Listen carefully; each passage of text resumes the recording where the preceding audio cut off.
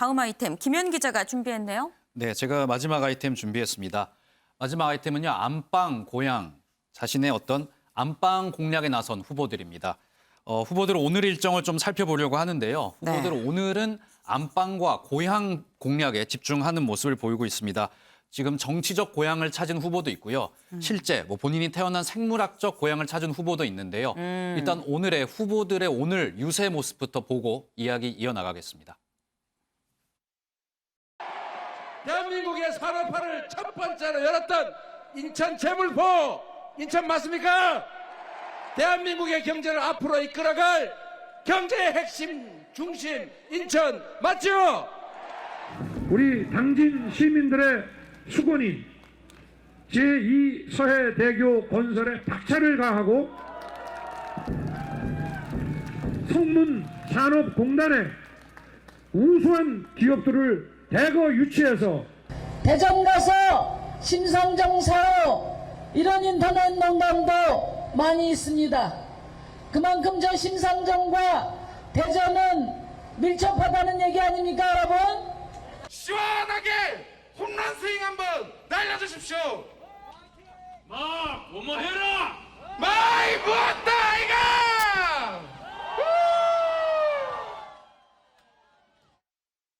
네, 이재명 후보의 이야기부터 좀 나눠보면은요. 이재명 네. 후보 지지율 박빙 그 경합 지역인 경기도에 오늘 집중하는 모습 보였습니다. 네. 오전에는 인천 지역을 갔다가요. 오후에는 경기도로 옮겨서 자리를 옮겨서 경기도 도지사 시절에 자신의 좀 실적을 홍보를 하면서 이 코로나 위기 극복에는 행정 경험이 있는 나 같은 이재명 본인의 어떤 경쟁력을 굉장히 강조하는 모습을 보였다고 합니다. 그리고 네. 반면 윤석열 후보 같은 경우에는요. 1박 2일 일정으로 충청도를 방문을 했습니다. 네. 윤석열 후보 같은 경우에 부친의 고향이 충청도 아닙니까? 그래서 본인을 항상 충청도의 아들이라고 설명을 하는데 네. 국민의힘 같은 경우는 이번 충청도 방문을 이 충남 당진부터 해서 전북 익산으로 내려가는데 이번 이 유세 같은 경우에는 서해안 공략이다. 이렇게 이름을 붙여서요. 어떤 의미를 부여하고 있고 윤석열 후보 같은 경우에는 오늘 김대건 신부의 탄생지인 쏠매 성지를 찾아가서 이곳에서 어떤 헌신과 국민 통합의 어떤 이런 메시지를 좀 강조하는 모습도 보였습니다.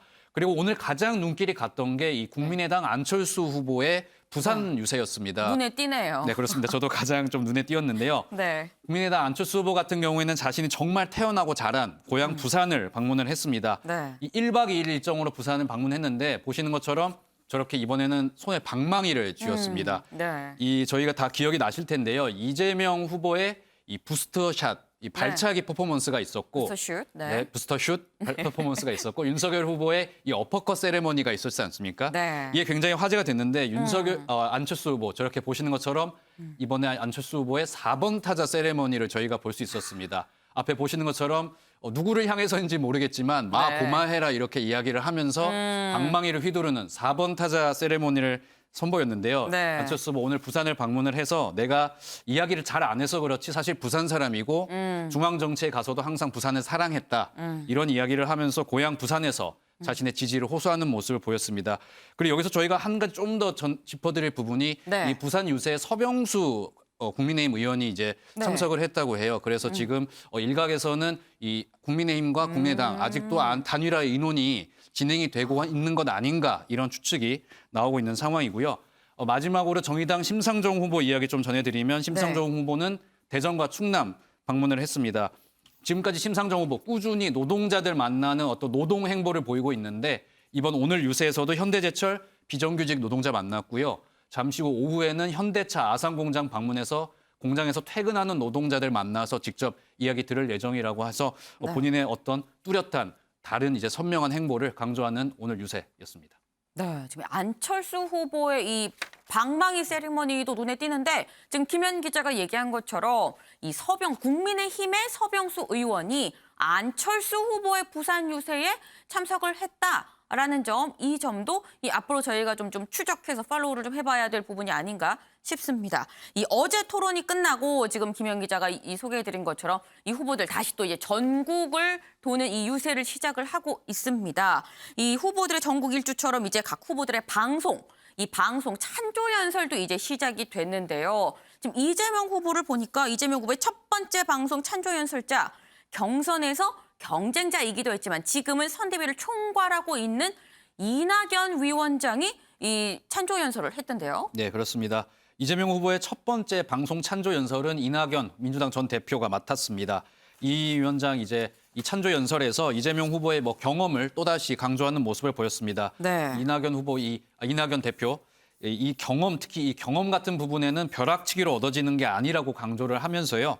신출내기에게 경제 위기 극복을 맡길 수 없다. 이재명 후보의 행정 경험을 강조해서 지지하는 모습을 보였습니다.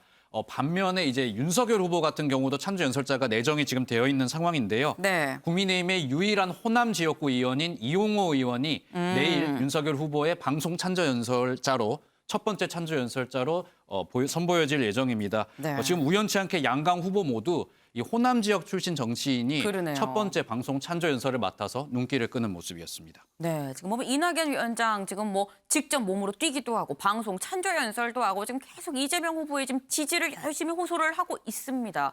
이 총괄 선대위원장으로 본인의 역할을 열심히 하고 있는데 어제 저희가 전해드렸던 게 이 경선 때 이낙연 전 대표가 이낙연 지금 현재 위원장의 이 공보 단장으로 했었던 정운현 전 이 총리실 비서실장이 윤석열 후보를 좀 지지했다는 소식을 전해드렸어요. 그런데 여기까지는 어제 전해드린 건데 여기에 더해서 뒤늦게 나온 얘기가 이 윤석열 후보를 지지한 결정적인 이유가 이낙연 위원장의 순천 유세 때문이다. 이런 얘기가 있습니다. 네, 그렇습니다. 저희가 전해드렸는데 이낙연 전 대표의 최측근인 이 정운현 전 비서실장이 윤석열 후보의 지지를 선언하면서 어제 굉장히 논란을 일으켰죠.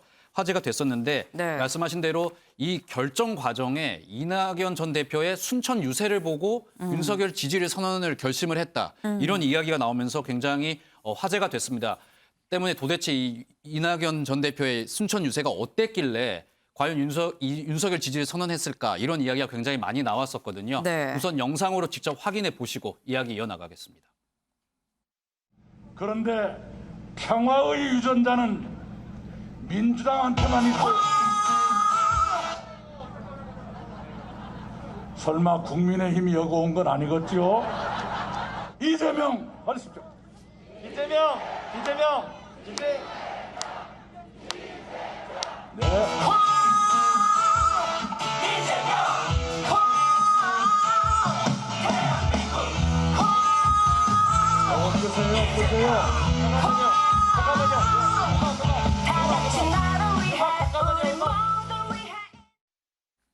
네, 바로 앞서 보신 영상이 이낙연 전 대표의 순천 유세 영상입니다.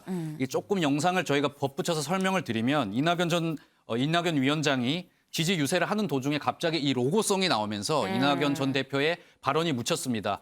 이낙연 전 대표 국민의힘이 여기 와 있는 거 아니겠죠? 농담으로 넘겨보려고 했지만 네. 다시 이야기를 이어나가는데 여기서 다시 한번 노래가 나오면서 이낙연 전 대표 결국엔 그냥 연설을 포기를 하고 이 마이크를 주머니에 주섬주섬 넣는 이 모습이 굉장히 화제가 됐습니다. 이 영상이 이낙연의 수모 영상으로 이제 퍼지면서 굉장히 논란이 됐는데 이게 해프닝으로 끝나지 않은 게 민주당 이병훈 의원이 이 영상에 대해 설명을 하면서요. 네. 어제 이 정운현 실장이 윤석열 지지를 선언한 게 이 바로 이 순천 이낙연 전 대표의 순천 유세 영상을 보고 윤석열 지지를 선언했다더라 이렇게 어떤 본인의 생각을 밝혔기 때문에 네. 이게 한층 더 논란이 일었습니다.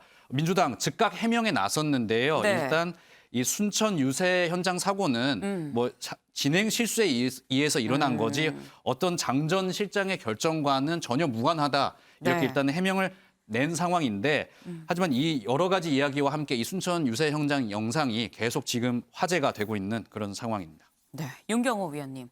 사실 지금 보면은 사실 친문 친이가 여기서 말하는 친이는 이제 친 이재명이죠. 이 사이가 좋았다고 한다면 그냥 해프닝으로 지나갔을 수도 있을 법한 일이긴 합니다. 지금 민주당에서 와전됐다고 하는데 그럼에도 불구하고 이게 자꾸 논란이 되는 이유가 지금 이 친문 지지층이 좀 반발을 했다라는 거 아니겠어요? 그럼 이게 결국은 이 해프닝으로 끝나지 않고 도마 위에 수면 위로 좀 올라온 거는 이 갈등이 내재가 돼 있는 상태이기 때문에 이게 촉발된 거 아닐까 하는 생각이 들거든요. 저도 순천에서의 저 상황을 보도가 되기 전에 들었어요. 네. 근데 문제는 이낙연 총괄 선대위원장이 저 자체에 대해서 나를 굉장히 지금 수모를 주려고 한 거구나라고 불쾌감을 표했다면 그랬다면 사태가 심각해지는데 네네. 이낙연 위원장이 그냥 흔쾌히 기술적인 실무진의 실수라고 보고 넘어갔다는 거거든요. 네. 근데 그걸 이낙연 위원장을 옆에서 돕던 정운현 씨가 윤석열 지지로 돌아서는 거에 뭐 촉발제가 됐다 이렇게 얘기하는 건 제가 보기엔 그건 좀 무리한 뭐 오비 일학은 되지만 그건 뭐 무리한 갖다 붙이기가 아닌가 싶은 생각이 들고요. 기본적으로 정운현 씨는 이 당내 경선이 끝난 다음에도 계속 반 이재명 관련된 글을 본인의 무슨 SNS 같은데 끊임없이 올리고 그런 걸 표출을 했던 걸로 압니다. 뭐 본인의 정치적인 선택이니까 그걸 가지고 왈가왈부할 일은 아닌데 그렇다 하더라도 선거 캠페인이 한참 진행 중인 상황에서 네. 어찌됐든 뉴스에 다뤄질 만한 인물이 저렇게 상대 진영으로 간 거 이거는 굉장히 아픈 거죠. 중요한 건 이낙연 총괄선대위원장이 아까 잠깐 기자 리포트에도 있었지 않습니까? 찬조연설 1번으로 나선다는 거잖아요. 네네. 그러니까 그만큼 지금 민주당으로서는 원팀으로 지금 올 코트 프레스를 하는 건데 이건 민주당만 그러는 거 아니죠. 국민의힘도 마찬가지 상황이니까 거듭 말씀드립니다만 남아있는 이제 한 보름 정도의 기간 중에는 결국 누가 유권자들의 실망을 부르는 실수를 안 하느냐 이제 결국 그 싸움이 아닐까 싶은데요. 이 정운현 씨가 뭐 윤석열 후보에게 가고 순천 유세에서 저런 벌어지는 거는 그냥 하나의 해프닝 정도로만 봐도 되지 않을까 싶습니다. 네.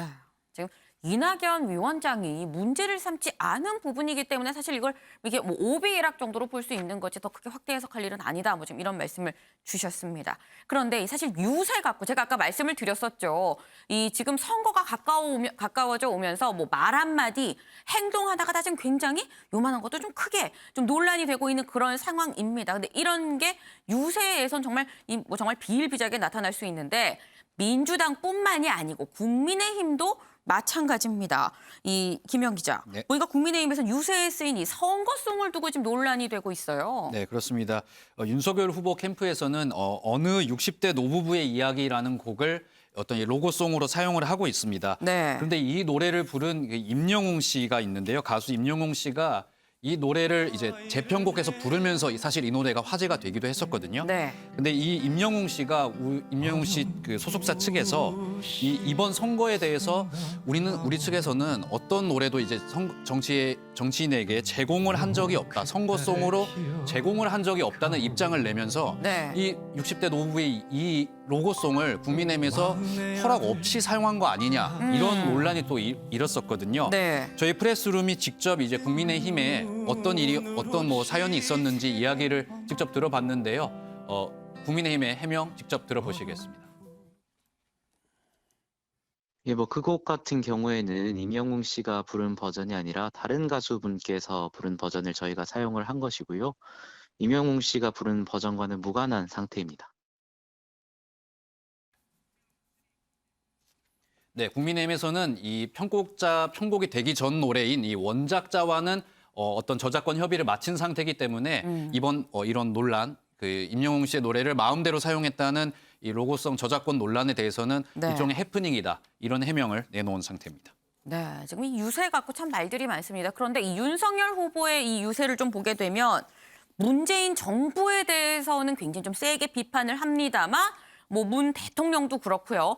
보면 뭐 김대중, 노무현 전 대통령은 또 굉장히 높게 평가하는 이런 모습이 보이던데요. 네, 그렇습니다. 윤석열 후보 지금 뭐 민주당 정부와 이재명 후보를 향해서는 굉장히 뭐 날선 이야기를 하고 있지만은 과거 민주당 정권을 이끌었던 고 김대중, 노무현 대통령을 향해서는 굉장히 위대한 지도자라면서 지켜세우는 모습을 보고 있습니다. 네. 이 발언들 잠깐 소개를 해드리면요. 지난 16일 호남 유세에서는 이 과거 김대중 대통령의 부정부패, 무인도로 가져가겠다 이 발언을 두면서 뭐 가장 위대한 지도자다 지켜세우는 모습 보였고 지난 19일에는 직접 김해를 방문하면서 차 안에서 노 전 대통령 생각하면서 왔다. 노무현 전 대통령의 정신을 이어받은 정당은 민주당이 과연 맞는지 생각해봤다 이렇게 이야기도 했습니다.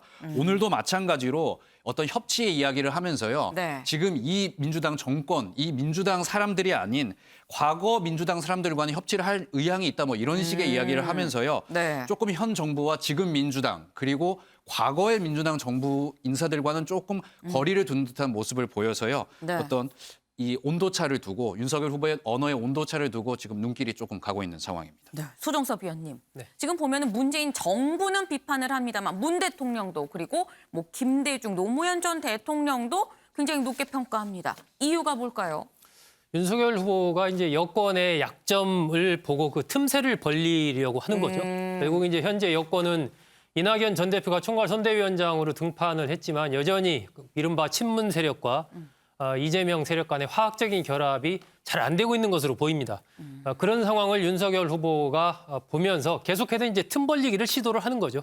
그러면서 전통적인 민주당 지지층과 현재 이재명 후보를 지지하는 이층을 좀 분리시키려고 하는 거죠. 엊그제 아까 이제 얘기했던 이제 정운현 전 실장의 얘기 중에 네. 과거의 민주당과 지금 민주당이 다르다 뭐 이런 얘기 있지 않습니까? 이 같은 맥락입니다, 결국. 예, 그런 틈을 계속해서 이제 윤 후보가 공략을 해가고 있는 거고 그렇기 때문에 처음부터 윤석열 후보가 정치권에 들어오는 시점부터 김대중 전 대통령의 기념관을 간다라든지 이런 행보를 보였던 것은 처음부터 이쪽과는 내가 좀 가까이 가야 되겠다라고 생각을 했고 그런 부분들이 결국은 중도층을 견인하는데도 일정한 효과가 있다. 이렇게 지금 판단하고 있는 것으로 그렇게 보입니다. 네, 지금 윤석열 후보의 지금 이런 얘기는 사실 전략에서 나온 것 같다라는 이런 말씀이셨습니다. 그럼 오늘의 탑을 한번 좀 정해볼까요? 이 오늘의 탑, 이 하나부터 열까지 정말 사사건건 이 부딪혔죠. 이재명 후보, 윤석열 후보, 이 어제의 토론회 내용 오늘의 탑으로 좀 결정을 해보겠습니다.